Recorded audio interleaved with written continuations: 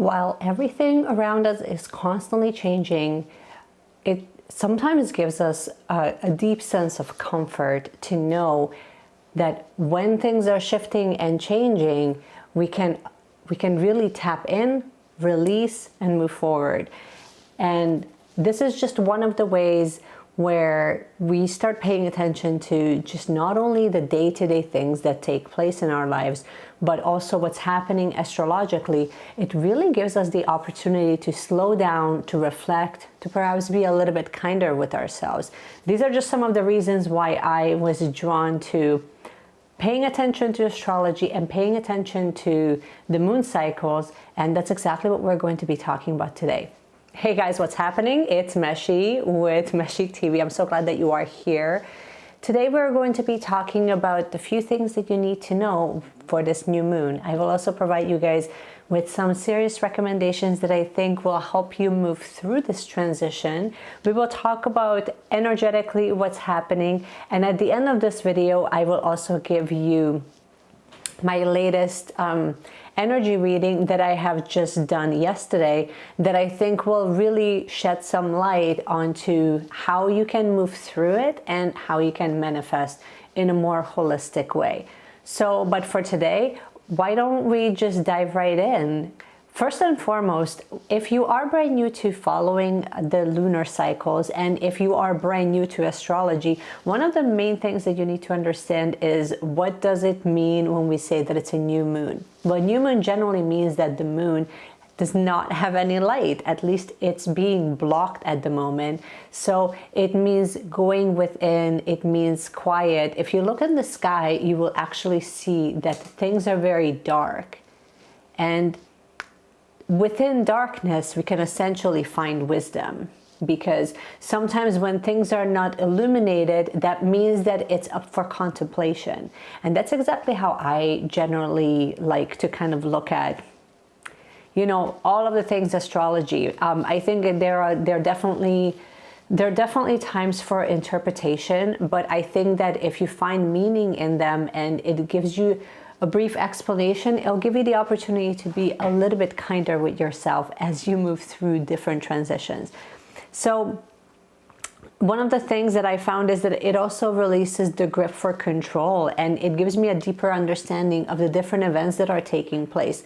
And given that we're mostly made out of water and the moon affects the tides of the water, it only makes sense that, of course, the astrological changes will also affect us humans.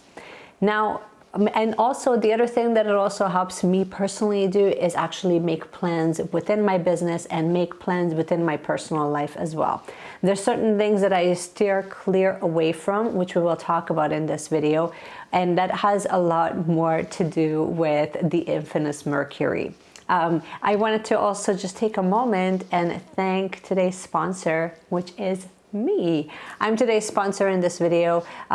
I run a wellness clinic, but within the wellness clinic, I also make intention-based boxes and intention-based candles.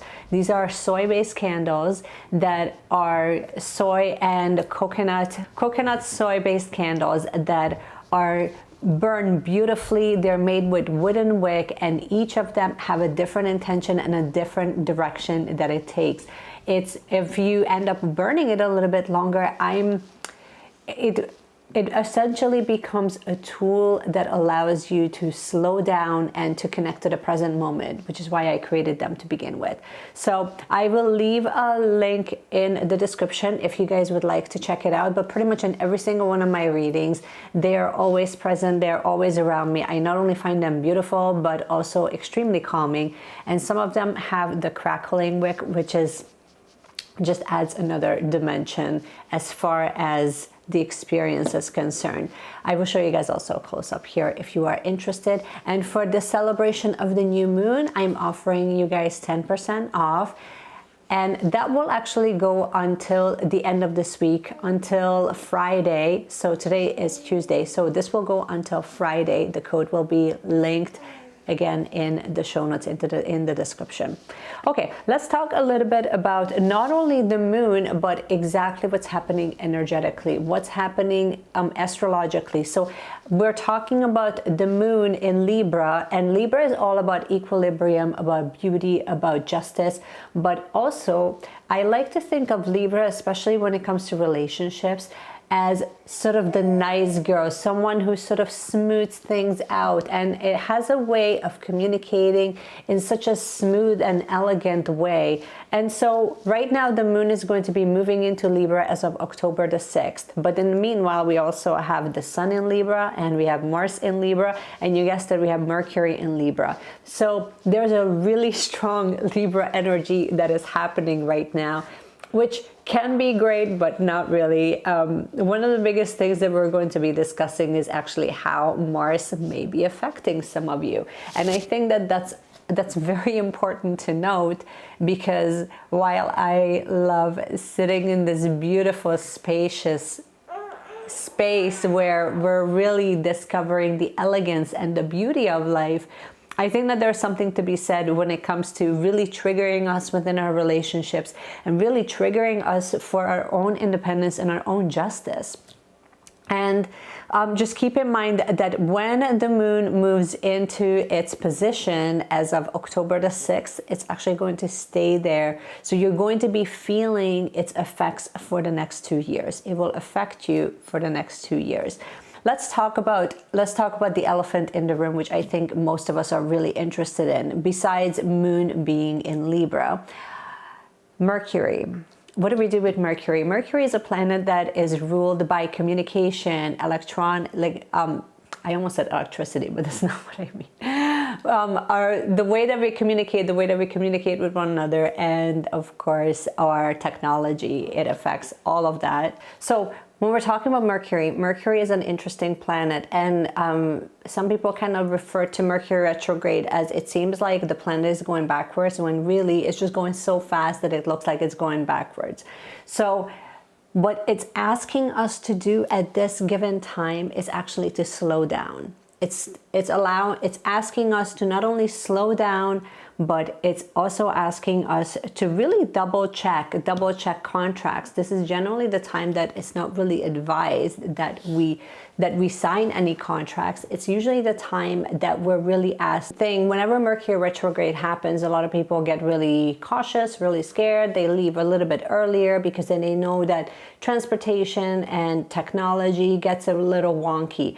And I mean, Mercury gets a bad rep for a couple of reasons. Mercury gets a bad rep because things go haywire. And if you're watching this on a Tuesday, you literally just witnessed Facebook and Instagram go down for 6 hours straight. And their counter or their sister app, WhatsApp, was also non-functional for about 6 hours.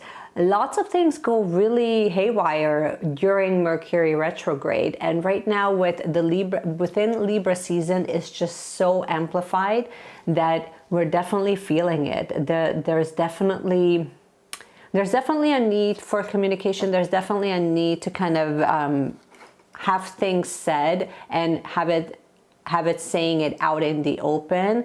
And the other thing that you will also find with Mercury retrograde alongside Mars in Libra, Mars is very much about independence and having it their way and really sparking up things and triggering us, especially in relationships that we might not necessarily want to look at. We might not necessarily want all that deep anguish and anger and irritation to really come to the surface. But it's very interesting that that's where we are astrologically, because if you look back on yesterday's reading, which I will leave the link for that in the description, but if you look back on that reading, that's exactly what was coming up. I mean, I can't even make this up at this point. We are asked that all of those triggers, all of those irritations that are coming up, especially with people that you know, it's asking us to really look at that and allow it to come to the surface so we can transmute it. It's not coming out up to the surface because that's who we really are still, but it's a version of us that really wants to come to the surface so that it can get cleared. That energy needs to clear and go somewhere. So knowing that that's what you can expect, knowing that you're sort of like walking into a minefield, so to say, and just knowing the map, you can sort of avoid it. Or if it's coming up, especially when you're reviewing certain people in your life and you're really taking stock, you can really see who is still in alignment with you and who are the people that are no longer really serving. I don't want to say that they don't serve a purpose, but I think that there are certain people that are in your path that only come for a certain amount of time, and that they only serve, and you only serve a purpose in their lives, in their path, for a certain period of time. And when that chapter finishes, then you need to lovingly let that go. So a lot of it has not much to do with anger, but I find that with friction comes clarity. With friction and with agitation, especially within relationships, it gives the opportunity to not only clear the air, but it also gives the opportunity to start fresh and to set new grounds down.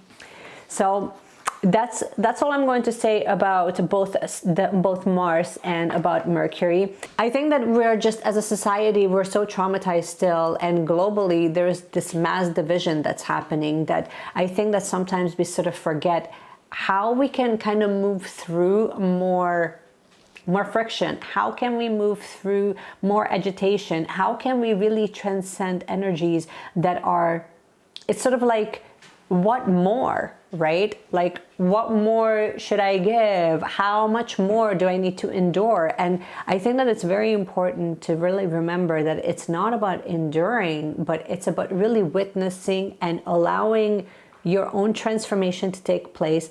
And that the biggest transformations happen through growth, and growth is uncomfortable.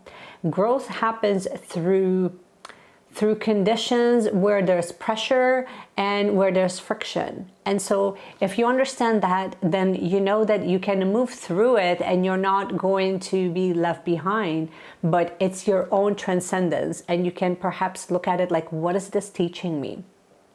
I will give you guys a few maybe journal prompts if you are interested. Definitely let me know in the comments if any of this is resonating with you. I have definitely been taking a lot more time for myself to go a little bit slower, to go within, to journal a lot more, and really create space to journal, to create space for me to find my own thoughts rather than the thoughts that kind of form through conditioning. I think that those are all very important, that sometimes we forget to do them. So my 5 recommendations that I have for you that I think will absolutely serve you during the new moon.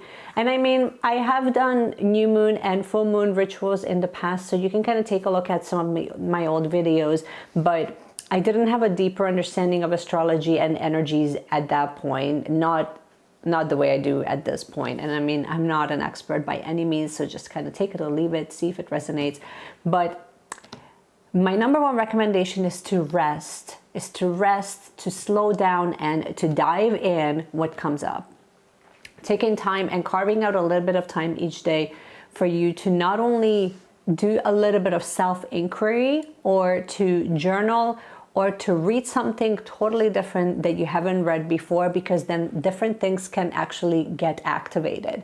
Going for a walk and you're listening to an audiobook or a podcast, it just allows for new information to come in, but also it allows you to have new reactions and new ideas to form, right? The other thing is that I would highly recommend, which is one of the hardest things apparently, is for you to be really patient with yourself, to take your time, to really practice self-love and take your time instead of trying to rush through it. Stop expecting yourself to kind of know how to do the things or know, stop setting high expectations. I guess that's what I'm saying, is to stop setting really high expectations for yourself that are really unrealistic, and unrealistic timelines or unrealistic boundaries. You're going to have to spend more time being a little bit more patient with yourself and start small and celebrate those wins. The next one is to set intentions and really focus your intentions. Now, with each new moon, you have the opportunity to set new intentions and to allow them to culminate and to come to fruition, or to get started for the full moon when things are sort of highlighted and illuminated a little bit more. But here it's all about allowing beauty and elegance and sophistication and design and all of these things to immerse you. Focus on balance, focus on beauty, peace and balance. So, and peace and harmony. So see what are the things that you're drawn to, what are the things that are bringing you peace, what are the things that are bringing you harmony, what are the activities, and really spend time here and journal on that topic, because the more you have a deeper understanding of what your soul is asking you to shift towards, the closer you're going to get to being in harmony. And last but not least is to return to your rituals, return to those healthy habits that were serving you in the beginning of the first new moon, which was last month in September. So see what were some of the habits that you started. Perhaps you stopped them. Maybe it's time to return to some of those activities. Maybe it's time to return to whether it was waking up earlier or eating a healthy lunch or consuming more protein, whatever it is. I think that taking the time to really practice self-love in that sense, when you're really creating rituals that are actually serving you rather than rituals that are really serving something different, is going to be very, very beneficial. Basically, what I'm saying is to return to your healthy habits if you have stopped them, because this time it's actually you're giving yourself the opportunity to finish the year off strong. This is all I have for you guys. I would love to know if you have set any intentions with the new moon and how is your manifestation going. I hope that you have enjoyed this energy update, and I cannot wait to see you guys in my next video. Bye.